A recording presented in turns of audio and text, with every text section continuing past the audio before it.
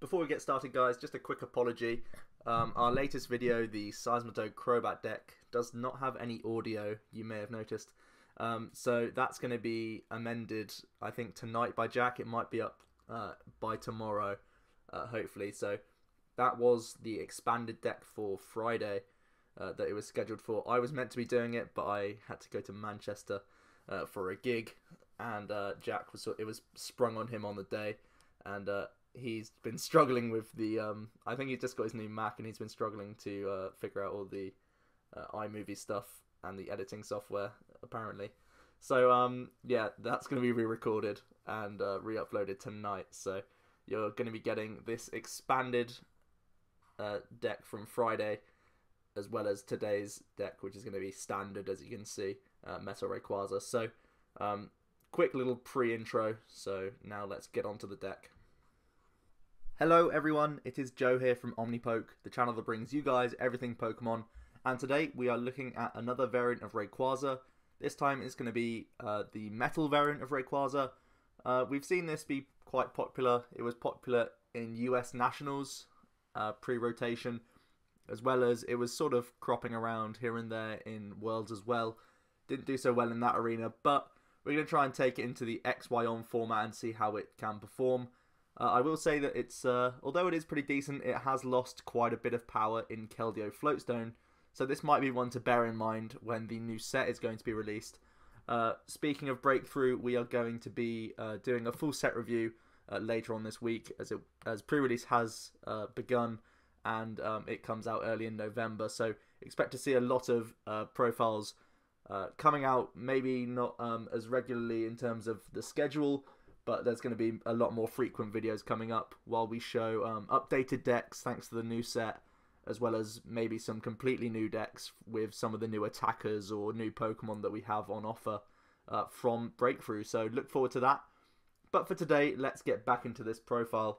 So yeah, it is going to be Mega Rayquaza. We are playing 3 of the Dragon-type Rayquaza EX.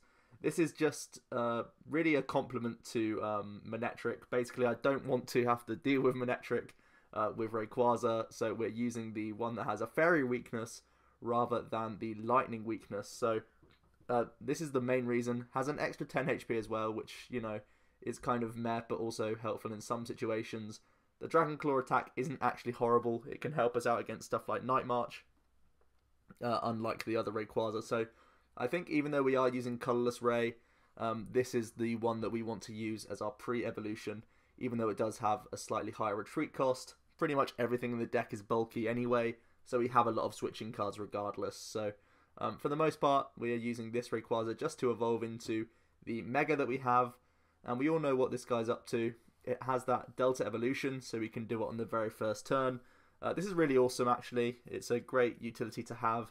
It means we can actually have a fairly lower count of Spirit Link than many other Mega decks, because if you're going first and you're not going to attack anyway, you don't even need to find the Spirit Link, you just can Mega to end your turn, so that's a good important note. Also, if you are going second, you do have that option to attack and use Emerald Break. However, we're not using Mega Turbos in here, so this is a slightly slower build of Rayquaza. We have profiled on the channel a more turbo build, relying on Mega Turbos to get those extra attachments on board. But here we're going for the turn 2 Emerald Break every turn. You know, it's still kind of fast, it's still really hard hitting, so I think we can pretty much allow that extra turn to set this guy up. But it does have 220 HP, so definitely a threat is Mega Manectric. Part of the reason why we have so many other techs in here is we're going to not use Rayquaza for the most part against Manectric builds. Maybe in the late game as a late game finisher, it can be quite perfect. But trading Manectric versus Rayquaza isn't too favourable for us. So we're not going to try and use him against Manectric if we can help it. Unless it's obviously going to help us out here. But 220 in all other aspects is a pretty bulky Pokemon. It has a resistance of 20 as well to fighting types. And Lucario Bats is quite popular right now. Although Lucario's first attack does hit through weakness, that's still sort of prodding for damage, so they're normally going to look to use other attacks, maybe even Hawlucha, which again gets around resistance. So it's not too important, but it is a nice little helpful thing when people start attaching multiple energies to Lucario EX, so that's pretty good there. And it's all about this Emerald Break attack doing 30 times the number of your bench Pokemon. So it's 150 with a full 5, and then if we're able to get Skyfield into play, that 6th Pokemon lets us hit all EX Pokemon pretty much, other than like Wailord, I guess. And then if we start putting down the 7th and 8th cards, we can start hitting Mega EXs for a 1-hit KO, which is pretty awesome. So Mega Ray, he's the big powerhouse of the deck, and he has fairly okay typing, you know. There's a bit of a Triforce going on in the format right now. Luke Bats, Manectric, and then some Rayquaza. I guess you could throw Giratina in there as well into the mix. So it's 4 sort of big decks, and you can sort of tech them out how you like. But those are definitely the most prominent decks right now. So, you know, it's one of these to consider, basically. So let's look at the metal techs and why we choose to use the metal engine. So we do have the 3 Bronzor and 2 Bronzong. Bronzong, of course, having the Metal Links ability so that we can attach metals from the discard pile onto our bench Pokemon to help accelerate. Really, really awesome. Basically, to keep energy around, it means we're not completely reliant on just 4 double colorless. We do have a slightly higher count of energy in this deck as opposed to most Rayquaza builds. Most Rayquaza probably play between 3 and 5 energy. The metal variants traditionally have more energy in there, because we want to utilize Metal Links a little bit more.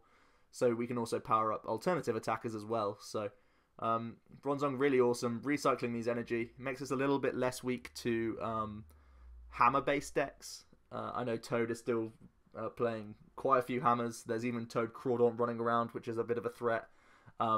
So being able to reattach energy and not really have to worry about that is pretty important. It does make this deck slightly weaker to Hex Maniac, though.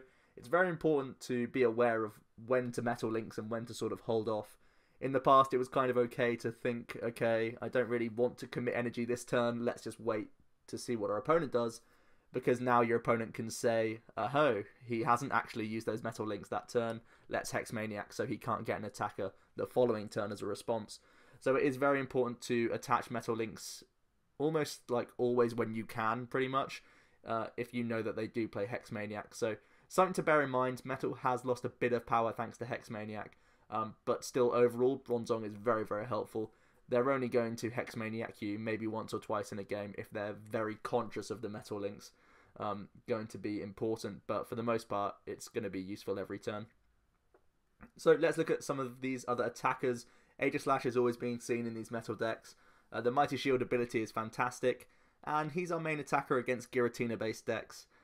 Because, of course, Mega Ray can't attack into Giratina thanks to Giratina's ability. I've actually opted not to play Hex Maniac in here. I think I'd rather use Aegislash, because on the flip side, it now means that our opponent has to use Hex Maniac to shut off our own Mighty Shield if they want to attack with Giratina, because for the most part they are using double Dragon Energy. So this is really awesome. Either they have to Lysandre around Aegislash, or they have to straight up just start attacking into this Mighty Shield with Hex Maniacs, multiples of those. And what's also really good is because we're not going to be allowed Skyfield in play, they can't really target too many Shaymins with Lysandres, because we're either going to discard them once they replace our Skyfield early on, or we're just not going to play them down. So oftentimes Giratina is going to struggle against Aegislash EX, which is awesome. The Slash Blast attack doing 40 plus 20 more for each metal. Not really too powerful, but we can two-shot most things around, and also having this Mighty Shield makes us pretty tanky and pretty bulky overall. It has a nice resistance to Psychic as well. Just something to bear in mind against stuff like Gengar. That's trying to creep around a little bit here and there to try and have a good matchup against Lucario Bats. So it's something to bear in mind also that Aegislash can be quite helpful. And again, Gengar decks like to use the combination of Mystery Energy and Double Colorless as well. So he's pretty good overall. Also good in mirror matches, dealing with other Rayquazas. For the most part, Aegislash blocks out a whole bunch of things. We do have to watch out for Hex Maniac, but there's not too many things in format one-shotting us at the moment anyway, other than like Night March, Vespiquen, and like Rayquaza. They all use Double Colorless and have Hex Maniac, but in those matchups anyway, Aegislash isn't really going to be the kingpin. It's more here just in general for Giratina, but can also be a thorn for a lot of different decks, like I mentioned. The other main metal attacker we're going to be using is 2 Heatran. Heatran is a very, very helpful attacker against Manectric. Heatran being a non-EX can of course hit into Regi Ices, sorry. And with that steel drop we can one-shot Regi Ices, which is really important if there's a stadium in play, which most of the time there will be. We play a full 4 count in here to try and get the Skyfield into play whenever we can. So either our own or our opponent is going to have a stadium in play, so we can get the extra damage on. Pretty much rendering Regice useless in that matchup, which is awesome. If they do still opt to get the Regice going, thanks to Heatran's 130 HP, it means he's not going to be response KO'd by a Mega Manectric or even a regular Manectric, which is pretty cool because Steam Blast does 130. We do have to bear in mind that there is the reduction of damage thanks to the resistance that Manectric has, but even 110 is really good numbers. It can link up with stuff like later on with maybe our second Heatran, or maybe the Aegislash coming in, potentially even a Rayquaza to finish them off. So Heatran is really, really excellent in that matchup. Additionally, he's also a very handy attacker against Lucario Bats. Lucario Bats really doesn't like committing a lot of bat drops to non-EXs such as Heatran, and especially because it has this much HP, it can take up quite a few bat drops, which is really nice for us from not much reward on their side of the board.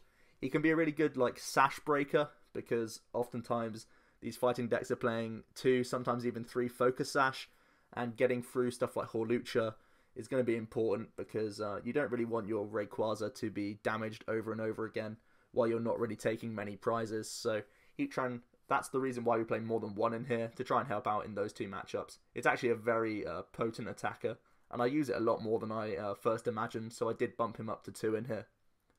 The final other supporting Pokemon we are playing, 3 Shaymin EX, pretty standard, setting up our board, filling our bench space as well for the Rayquaza, and getting us more cards, getting us going for these early attacks, trying to get all the pieces together, pretty standard really. And finally 1 Hoopa EX. He is just so powerful in this deck.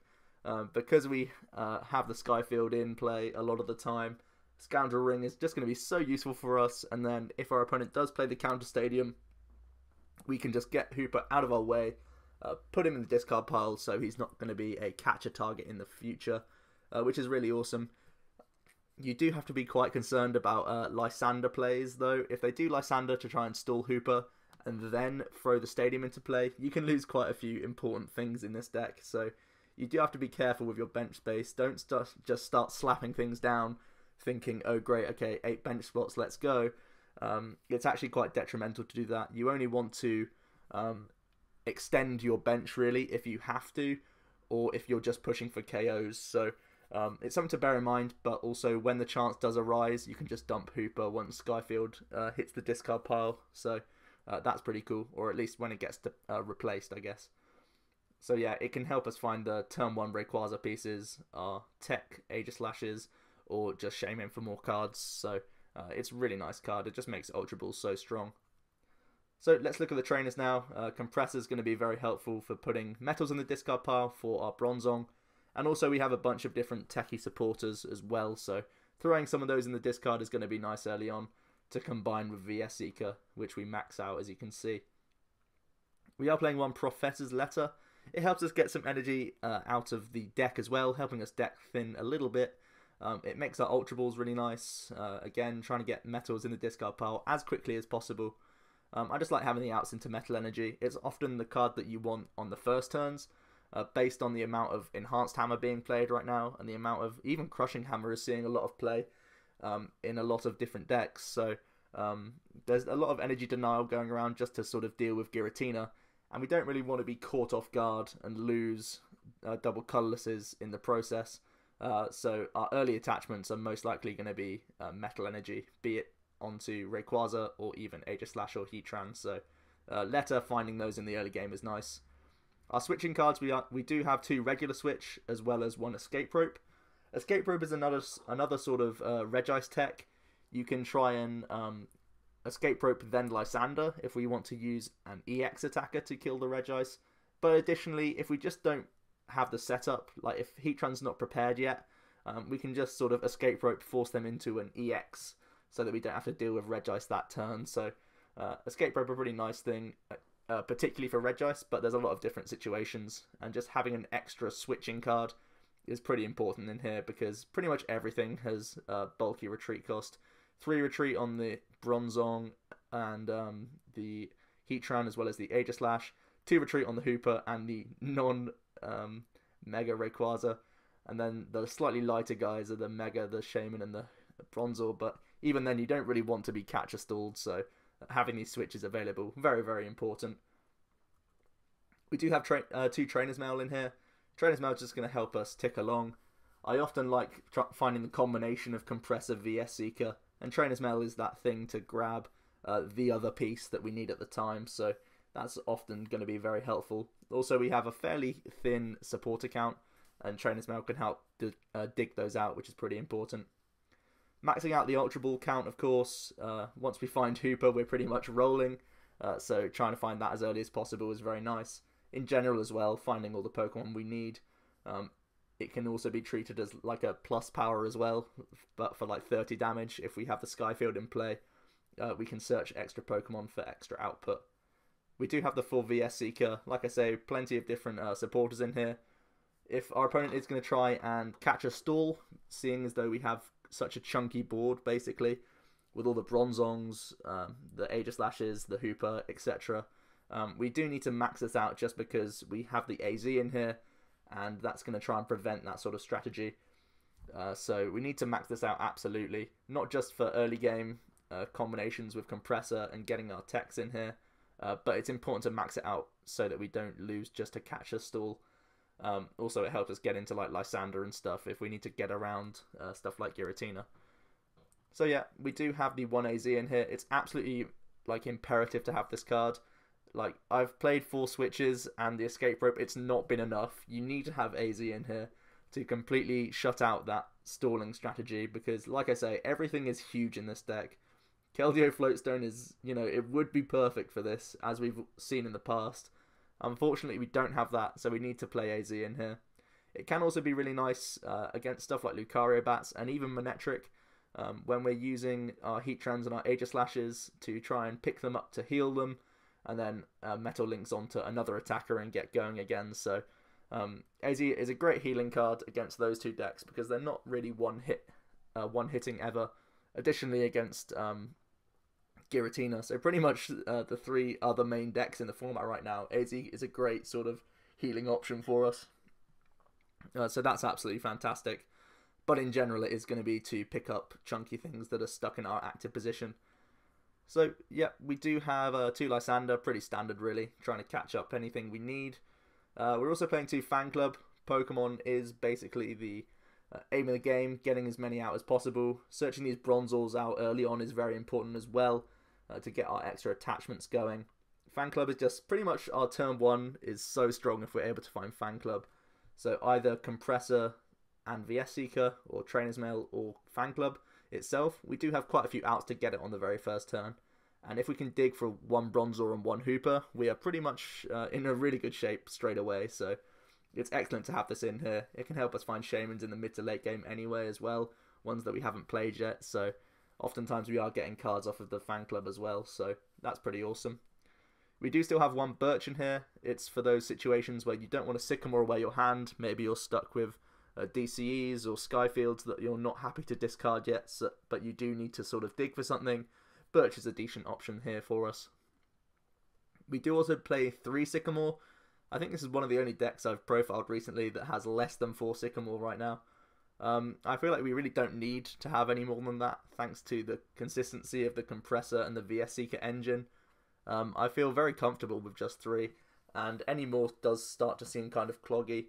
We do have the VS Seekers as well, and we don't have too much like recycle. Our recycle is in the form of Bronzong, just getting the energy back. But I've opted not to play anything like Sacred Ash, so you don't want to go too crazy with Sycamores, because you could end up cutting it close to decking yourself out. So I think 3 is definitely enough in here. We are maxing out the Skyfield. Skyfield is just imperative to have it at the right times. Oftentimes in the early game you want to find it to have a real explosive start and get your Rayquaza up and going, get a couple of Bronzors into play. But for the most part, you're going to need a few Shaymins to get you there, and to physically have the space, you need to have Skyfield in play. Also, you know, it's what you need for these big one hits, so you need to play it basically. And I do feel like maxing it out is still the right play. I've tried going down to 3 just because I don't use Rayquaza all that much. Normally you're just using him once or twice, and then you have your other attackers to finish off the game for you. But it's just so imperative to have the Sky Field. It's really painful if you don't have it, so gotta max it out in my opinion. We are playing 2 Spirit Link. I feel happy enough with 2. Like I say, we do have this evolution to do it on the first turn and pretty much like end our turn, but it's not very detrimental in the way that it would be for other Mega Evolution, seeing as though we don't attack anyway on our first turn because we don't play Mega Turbo.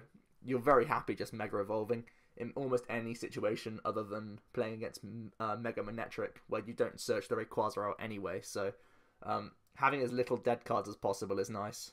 But, you know, in the mid-game, when you're finding your second Rayquaza pieces, you want to have a Spirit Link, of course, because you don't want to waste your turn in that situation. So finally, 10 energy. Like I say, it's a bit higher than normal. We are maxing out the double Colorless, obviously working great with Rayquaza, great with Heatran. Bouncing Shaymins as well can help us out against stuff like Mienshao, if people are still playing that deck. I think that deck has sort of fallen out of favour with the amount of Lucario bats being hyped. It's just not that strong of a play at the moment, but we do have that option available. It can be used as well on Aegislash. It does sort of weaken our attack, but if we need to get attacking as early as possible with our guy, we can also use double Colorless on him. So overall, very, very helpful. Also, it can be used to get out of like Hoopas and stuff like that, so absolutely essential, this card. And we are playing the 6 Metal Energy as well, of course. Metal Links, just so helpful, keeping us along basically, and keeping our attackers around all games. So that is the deck, guys. I hope you enjoyed, and we will be jumping into some games right about now. So we found ourselves a game against Mind Valve, and we are going to flip some coins.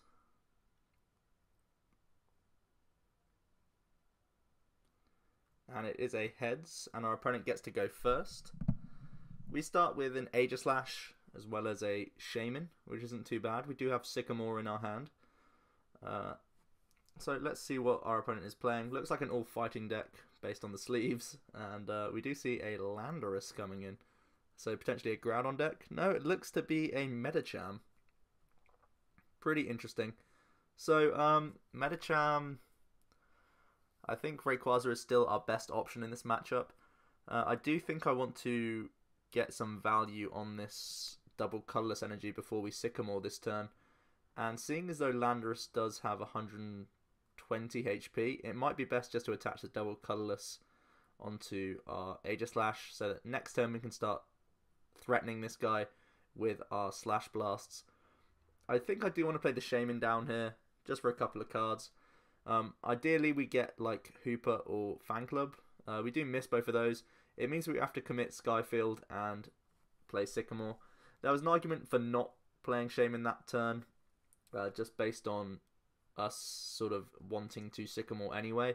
But fortunately we didn't get anything too painful. So we can get Professor's Letter now, and we are able to find a couple of Metal Energy with that letter. And then we can use Ultra Ball here. I think I want to get rid of the AZ. No, I don't actually. I want to get rid of Ultra Ball and... No, I mean I want to use Ultra Ball to get rid of the energy. Actually, I think I want to use Trainer's Mail first. Let's see what we get off this. We get another Ultra Ball off this, so I think I can get rid of one now. And an energy. I want to keep another one around for a Bronzong next turn. That is assuming we do have Hoopa in our deck, which we do. So this turn we can go for a Mega Ray, which is going to be pretty awesome off of this Scoundrel Ring. And we can also get a Shaymin, which is going to be pretty cool. So we can... Actually, I think I don't even want to grab Shaymin here, do I? Actually, yes. Yes, I do. We don't want that combo. We want that combo.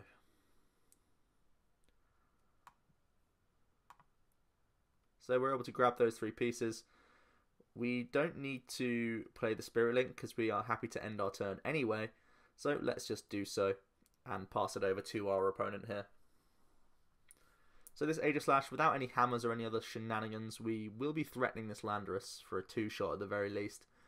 And in the process, we'll be trying to search out a Bronzong next turn to get our Rayquaza going and stuff like that.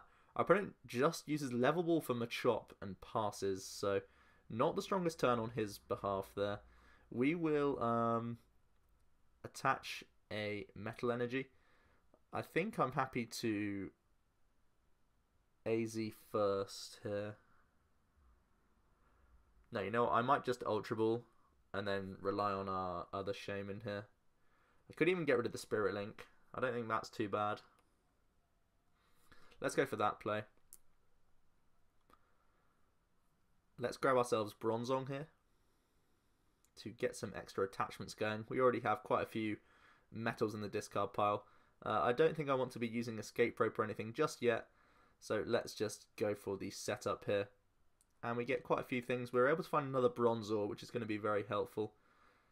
And I think I just want to hold our hand here. I could even take a knockout on Meditite. That's kind of tempting also. I think that's okay here. I'm not too threatened by anything else on his board, so let's take a cheap prize there. Would have been nice to take them a chop, but it does unfortunately have an extra 10 HP.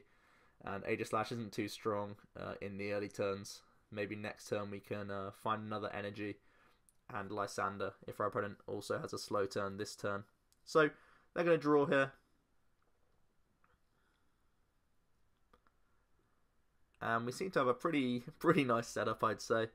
We have supporters in hand to deal with anything. Our opponent actually has a Karina this turn, which is a bit better than last turn. Looks like it was top decked. I can't imagine them not playing Karina last turn.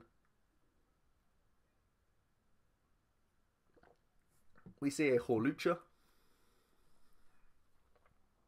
as well as a Professor's Letter for some energy. The Hawlucha does come onto the bench. That would be a nice Lysandre target as well next turn. But we do see a Focus Sash, so not so much anymore. We then see a Rare Candy into Machamp, so our opponent started to get a few things going here. We do see that Professor's Letter get played for some energy. And that does get attached to Landorus. It is, of course, doing an extra 20 thanks to the Machamp now being into play. So it's something to worry about, but not too much right now. We are in a bit of a situation where our hand's good, but it really could be better. 3-6 on our bench. It would be really good to find an energy this turn. I'm just trying to think if I want to Sycamore away or go for like an AZ play potentially to draw some more cards here.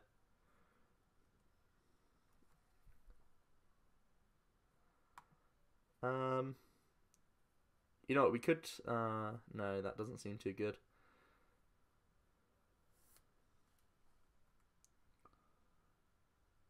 I think I want to... Because we have our other Spirit Link in hand, that's the only reason why I'm thinking of not going for the Sycamore here. So I'm going to AZ up a Shaymin, bench a Heatran, and use Shaymin just for the 2 cards. We're not in too big of an situation if we don't get what we want, which it doesn't seem that we have, but we can happily, relatively happily, just go for a Slash Blast for 60 here. We're still not in too much pressure right now.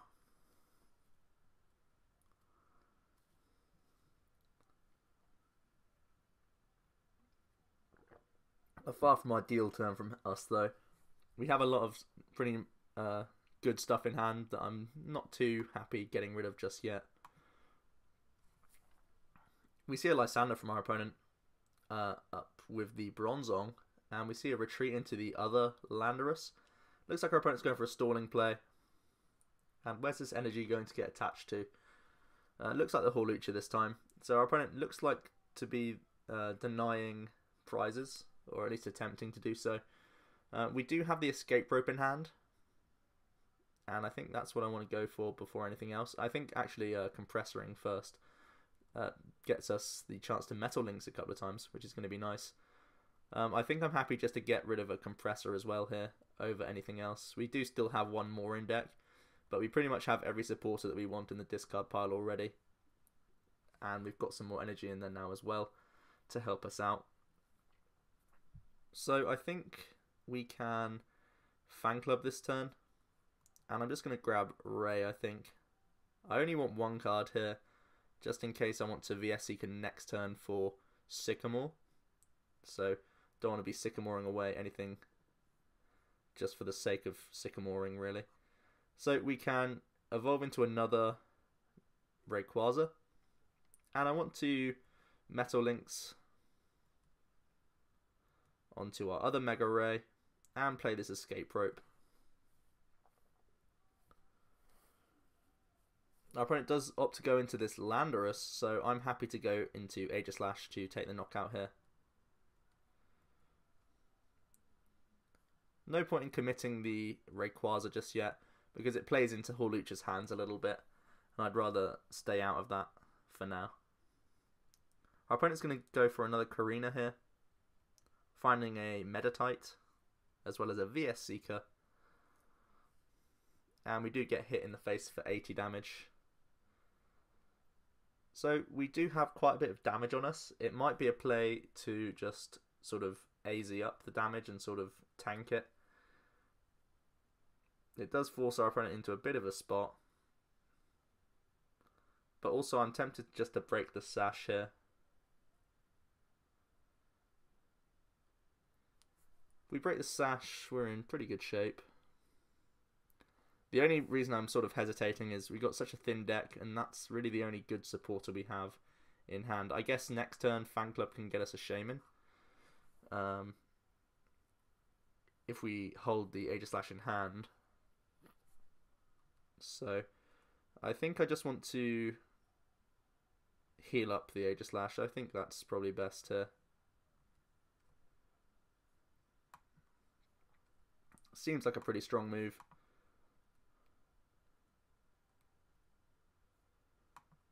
And we want to hold Aegislash in hand for now, just so we have the option to Shaymin next turn. So we'll just start attaching to the other Rayquaza here. Could have also attached to the Heatran, that was potentially an option as well. But seeing as though we've opted to attack this turn, it wouldn't have mattered too much anyway. It's only when he starts looking for more Hawluchas that I might consider Heatran here. So we see another Lysandre from our opponent. This time it's the Bronzong again. It might be a stalling play once again if our opponent is unable to find like a strong energy. Yeah, we do just see a pass from our opponent. So I think I want to Fan Club first and then use the Trainer's Mail. Actually no, we could get VS Seeker, so let's have a look here. We do just grab Switch, which is pretty perfect. I don't think I want to play our supporter to find Shaymin this turn. I think I'm happy just switching. Do I want to Metal Lynx anywhere first? I think I do. I think I'm going to spread it onto the Heatran this time.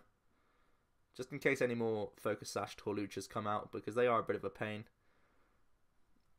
And we can go for Emerald Break for another knockout here. And we're able to scoop up another prize. It's an Aegislash, not too helpful.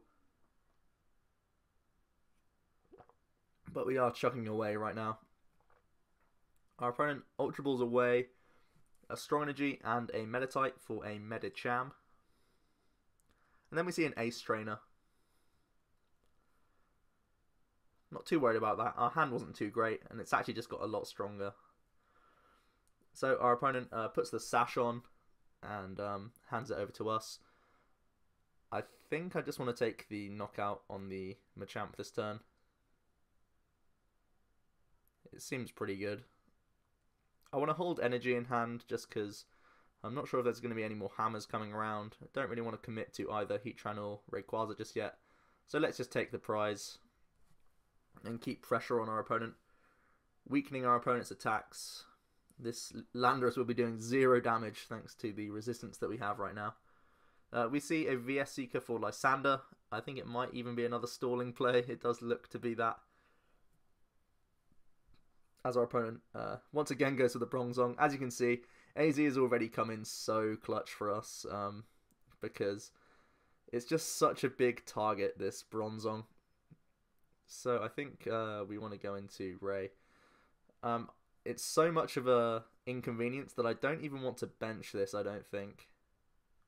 Like, replay the Bronzong. I might just play down a second Bronzor to make sure that this is not just a catcher target. So let's break the Focus Sash this turn. And we really don't need the assistance of Bronzong at the moment. We have pretty much everything set up that we need, and we have energy in hand to retreat out of everything else. Our opponent goes for Trainer's Mail, fails it, and then decides to scoop.